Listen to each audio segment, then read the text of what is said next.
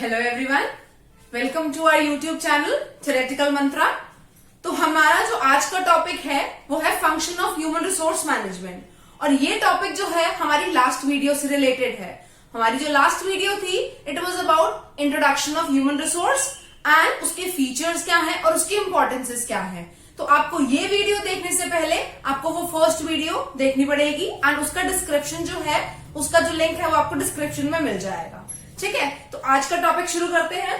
The topic is function of human resource management. कि हमारा जो फंक्शन ह्यूमन रिसोर्स मैनेजमेंट, जो हमारा जो डिपार्टमेंट है, हमारा जो ऑर्गेनाइजेशन का एक एसेंशियल पार्ट है जो कि हर ऑर्गेनाइजेशन में होता है। ठीक है, अब इनके फंक्शंस क्या हैं, ये ऑर्गेनाइजेशन में रहकर क्या क्या काम करते हैं। तो सबसे पहला फंक्शन बताया मैंने इसका मैनेजरियल फंक्शन। मैनेजरियल फंक्शंस ये क्या क्या परफॉर्म करते हैं, इसके सब पॉइंट्स देखेंगे हम। First is human resource planning. तो हम ह्यूमन रिसोर्स मैनेजमेंट जो है वो ह्यूमन रिसोर्स प्लानिंग में कैसे हेल्प करता है। प्लानिंग इज अबाउट कि आपकी ऑर्गेनाइजेशन में एट प्रेजेंट करंट एम्प्लॉयज कितने हैं, आपको फ्यूचर में कितने रिक्वायरमेंट होगी, या फिर आपको ऑर्गेनाइजेशन में जो एग्जिस्टिंग एम्प्लॉयज हैं अगर उनकी जरूरत नहीं है। तो this is all decided by whom, human resource. Human resource management is all about कि आप डिसाइड कर रहे हो, आप प्लान कर रहे हो प्लानिंग में, ह्यूमन रिसोर्स प्लानिंग में, कि आपको ऑर्गेनाइजेशन में कितने एम्प्लॉयज चाहिए। ठीक है, और किस तरीके का एम्प्लॉय चाहिए। So that is all about human resource planning. So it decides about आपको कितने नंबर ऑफ एम्प्लॉय चाहिए, नंबर ऑफ एम्प्लॉयज, और किस टाइप का एम्प्लॉय चाहिए।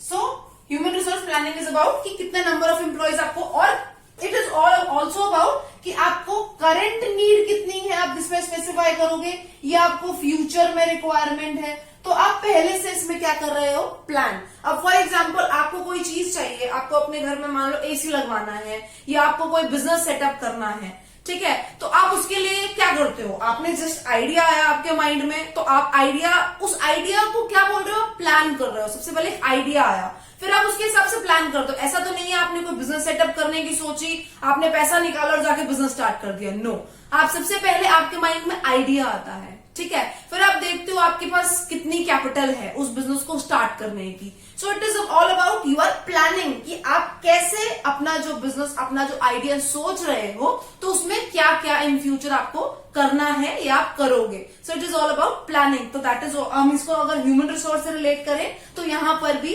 प्लानिंग की बहुत जरूरत है। Now next point is about कि ऑर्गेनाइजिंग। अब आपने सब कुछ प्लान कर लिया, ठीक है, अब उसको ऑर्गेनाइज करना भी बहुत जरूरी है। ठीक है, अब आपने सोचो एक घर लिया है, आपने प्लान करा था कि इस लोकेशन में आप घर लोगे और आप ये सामान उसमें अरेंज करोगे। ठीक है, आपके पास ये रूम्स, आप ये अरेंज करोगे। अब उसकी ऑर्गेनाइजिंग करनी भी जरूरी है, मतलब प्लान को एक्शन में लेकर आना। इट इज नॉट अबाउट कि आपने सिर्फ सोचा।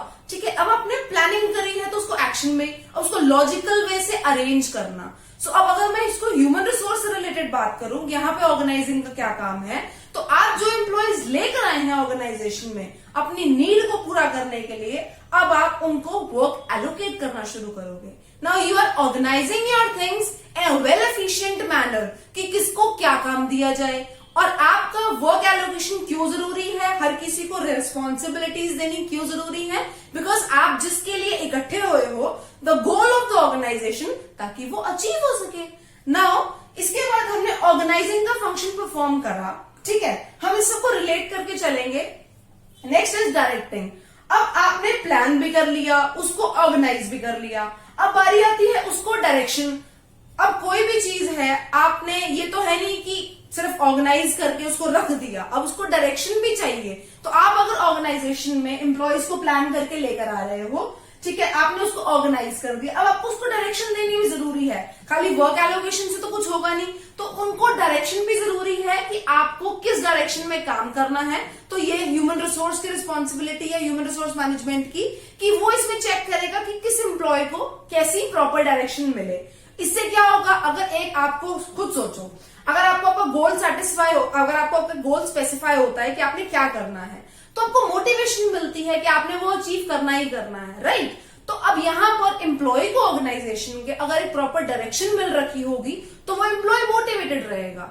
ठीक है, और मोटिवेटेड रहेगा तो काम अच्छा करेगा। तो उससे क्या होगा, एक एम्प्लॉय जो मोटिवेटेड रहता है ना तो अपना वो बेस्ट देता है, उसका जितना पोटेंशियल है उससे अपना बेस्ट देता है, और बेस्ट देगा तो हमारा गोल जो है ऑर्गेनाइजेशन के गोल को अचीव करने का वो पूरा हो रहा है। That's it. ठीक है, तो ये हो गया, डायरेक्शन देनी भी बहुत जरूरी है, और ये किसका काम है, ह्यूमन रिसोर्स मैनेजमेंट का। तो ये फंक्शन इसने परफॉर्म करा। अब इसके अंदर लास्ट फंक्शन जो मैनेजरियल फंक्शन में वो परफॉर्म करता है इस कंट्रोलिंग। प्लान कर रहे हो तो आपको कंट्रोल करना भी बहुत जरूरी है। आपने पढ़ा होगा अपनी बिजनेस स्टडीज में, प्लानिंग और controlling move hand in hand. Planning है तो कंट्रोलिंग है, कंट्रोलिंग है तो प्लानिंग है। अब वो कैसे, आपने कुछ प्लान करा तो आप चेक करते हो ना कि हाँ जो मैंने प्लान करा था उस हिसाब से वो चीजें हो रही हैं या नहीं। ठीक है, और कंट्रोलिंग कैसे प्लानिंग से रिलेटेड है कि आप कंट्रोलिंग में अगर चेक कर रहे हो तो किसके बेसिस पे, जो आपने प्लान करा था। तो planning and controlling go hand in hand. तो अब कंट्रोलिंग में ह्यूमन रिसोर्स से कैसे रिलेट करते हैं कि अब इसमें जो हमने प्लान करा था कि हमारे को जिस तरीके का स्टाफ हमारी ऑर्गेनाइजेशन में चाहिए, ठीक है, हमने जो उनको वर्क एलोकेशन करे थे, हमने जो उनको डायरेक्शन प्रोवाइड करी थी, तो क्या वो उस हिसाब से परफॉर्म कर रहे हैं। तो ये हम किसमें चेक करेंगे, कंट्रोलिंग में। ह्यूमन रिसोर्स मैनेजमेंट का जो फंक्शन है वो इसमें ये चेक करता है कि जो हमने प्लान करा वो उसमें हमारे एक्चुअल से मीट कर रहा है या नहीं, और जैसे उसके अंदर कोई डिफरेंस तो नहीं है, और अगर कोई डिफरेंस होता है तो उस पर एक्शन लिया जाता है। Now next is we will talk about your operative function. अब बात करनी है किसकी, second function is operative function. Operative function is related to day to day operation हो गए, ठीक है, एडमिन वर्क क्या क्या है अब उनका, ठीक है, मैनेजरियल लेवल फंक्शंस परफॉर्म कर लिए, एम्प्लॉय आ गया है वो ऑर्गेनाइजेशन में, अब उसकी ऑपरेटिव फंक्शन में कैसे रिस्पॉन्सिबिलिटी बनती है ह्यूमन रिसोर्स मैनेजमेंट की, ध्यान दीजिएगा। फर्स्ट टॉपिक इसमें है, अब इसमें सबसे फर्स्ट पॉइंट है recruitment and selection. So recruitment and selection में सबसे पहले ह्यूमन रिसोर्स मैनेजमेंट का क्या काम है, रिक्रूट करना बेस्ट से बेस्ट कैंडिडेट को ऑर्गेनाइजेशन में लेकर आने के लिए वो क्या करता है, इनवाइट करता है एप्लीकेशन, एक pool of candidate. Recruitment is a process of कि आप एक लार्ज पूल ऑफ कैंडिडेट आप प्रिपेयर करते हो, एक मेंटेन करते हो जिसमें वेरियस लोग अप्लाई करते हैं जॉब के लिए। And selection is related to recruitment, why, because आप उस पूल में से बेस्ट कैंडिडेट सिलेक्ट कर रहे हो। सो रिक्रूटमेंट एंड सिलेक्शन ये फंक्शन कौन परफॉर्म करता है, ह्यूमन रिसोर्स मैनेजमेंट, कि आपकी ऑर्गेनाइजेशन में बेस्ट से बेस्ट एम्प्लॉय आए, विद इन दैट उसके बाद हम उसकी सिलेक्शन जो करें वो हमारे ऑर्गेनाइजेशन का सबसे बेस्ट एम्प्लॉय हो। ठीक है, आप क्यों reject, so recruitment is kind of a positive step and it is a selection is a negative. Why, recruitment में आप सबको अलाउ कर रहे हो, कोई भी आओ, ठीक है, हमारी जॉब रिक्वायरमेंट्स के हिसाब से अगर आप इसमें एप्लीकेबल हो तो आप इस जॉब के लिए अप्लाई करो। लेकिन सिलेक्शन में you decide, that is your company, your HR decide कि whether you are capable for this job और नॉट। तो इसमें आप क्या करते हो, रिजेक्ट। तो ये फंक्शन किसका है, ह्यूमन रिसोर्स मैनेजमेंट का। Now next function of operative function of human resource management is कि जॉब एनालिसिस करना and job design. Now job analysis and job design में क्या फर्क है, जॉब एनालिसिस अबाउट कि आप जब describe, it is a process of describe करना अबाउट व्हाट, कि आप जो जॉब प्रोवाइड कर रहे हो एम्प्लॉय को या फिर एक सुटेबल कैंडिडेट को, तो उसमें आप स्पेसिफाई कर रहे हो कि आपकी जो जॉब है, कंपनी की जो वैकेंसी है, नेचर ऑफ जॉब क्या है, ह्यूमन की क्वालिफिकेशन क्या डिमांड है, ठीक है, और उसकी क्या क्या स्किल्स होनी चाहिए, उसकी एजुकेशन क्वालिफिकेशन क्या है। So this all is defined under job analysis. Job analysis इसके बारे में बताता है। एंड जॉब डिजाइन क्या बताता है कि उस एम्प्लॉय को उस जॉब में आकर क्या क्या रिस्पॉन्सिबिलिटीज करनी पड़ेंगी। So this is the difference between job analysis and job design. इसके बीच में कंफ्यूज मत होना। तो ये फंक्शन भी किसका है, ये सब सेट करना, इसके बारे में डिस्क्रिप्शन देना और इसके बारे में डिस्क्रिप्शन देना, ये भी ह्यूमन रिसोर्स मैनेजमेंट का फंक्शन है। Next is wage and salary administration. Wage and salary administration is कि एम्प्लॉय जो आपकी ऑर्गेनाइजेशन में काम कर रहा है उसको कितनी सैलरी देनी है, उसका कंपनसेशन पैकेज क्या रहेगा, ये कौन डिसाइड करता है, योर ह्यूमन रिसोर्स। ठीक है, कि किस नेचर की जॉब को कितना पे करना है और उनके कंपनसेशन में उनको कितने इंसेंटिव्स जाएंगे, एम्प्लॉय को उसको कितना बोनस जाएगा, ये सब कौन डिसाइड करता है, उसके फ्रिंज बेनिफिट्स वगैरह, उसकी सैलरी का package, it is all decided by whom, your human resource management. And next is training and development. Now training and development is about कि आपकी ऑर्गेनाइजेशन में जो एम्प्लॉय काम कर रहा है उसको ट्रेनिंग देनी भी बहुत जरूरी है. क्यों? ताकि वो अपने काम को और बेटर परफॉर्म कर सके, ठीक है, हायर रिस्पॉन्सिबिलिटीज अचीव कर सके. ठीक है, तो एम्प्लॉय को ट्रेनिंग एंड डेवलपमेंट देना क्यों जरूरी है? ताकि जो हमारे मार्केट में कंपटीशन चेंज होता रहता है उसके हिसाब से, टेक्नोलॉजी के हिसाब से, कंपटीशन के हिसाब से वो अपडेटेड रहे. तो टाइम टू टाइम ट्रेनिंग्स भी देनी उनको बहुत जरूरी है. बिकॉज ऑफ उसकी एक तो पर्सनल डेवलपमेंट भी होती है एम्प्लॉय की, और साथ में ऑर्गेनाइजेशन के लिए भी वो बेनिफिट रहता है क्योंकि वो उससे अच्छी परफॉर्मेंस देगा. तो ये फंक्शन भी किसका है, ये रिस्पॉन्सिबिलिटी भी किसकी है? ह्यूमन रिसोर्स मैनेजमेंट की. Next function is performance appraisal. You know what is performance appraisal? Performance appraisal is कि आप अपने एम्प्लॉय की परफॉर्मेंस चेक कर रहे हो, ठीक है, कि क्या जो आप उससे एक्सपेक्ट कर रहे हो या जो आपने प्लान करा था, आपने जो एक उसको बताया कि तेरे से हमने ये एक्सपेक्टेशन करी है, तेरे को हमने रिस्पॉन्सिबिलिटीज डिफाइन कर दी हैं, तो हम इसमें चेक करते हैं कि जो हमने उसे ट्रेनिंग दी है, उसे जॉब रिस्पॉन्सिबिलिटीज बताई हैं, ठीक है, तो क्या वो उसके हिसाब से परफॉर्म कर रहा है. तो हम परफॉर्मेंस अप्रेजल में चेक करते हैं कि whether an employ is doing fine, is doing okay, और इज डूइंग गुड, और डूइंग एक्सीलेंट. ठीक है, और इसके बेसिस पे ही हम एक एम्प्लॉय को रिवॉर्ड देते हैं. वो हम आगे डिस्क्रिप्शन उसको पूरा डिटेल में पढ़ेंगे नेक्स्ट वीडियो में. ठीक है, ये पर्टिकुलर टॉपिक्स को हम नेक्स्ट वीडियो में उठाएंगे.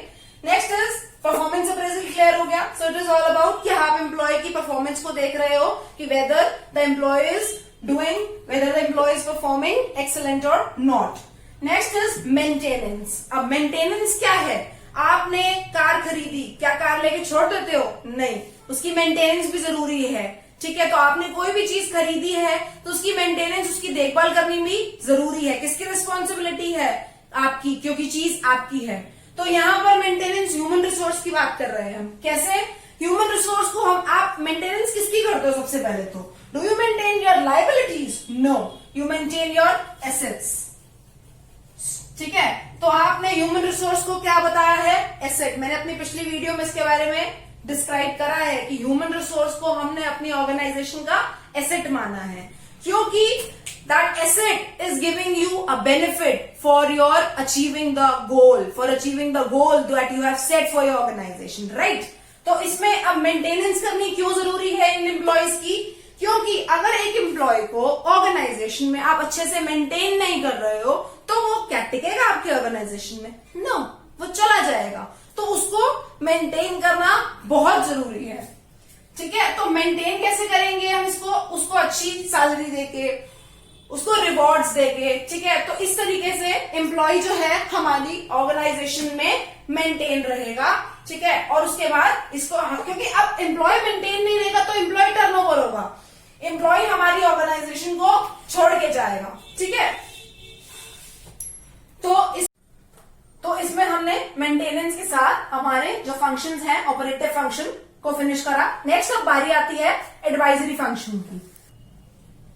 तो now advisory function, third function is advisory function.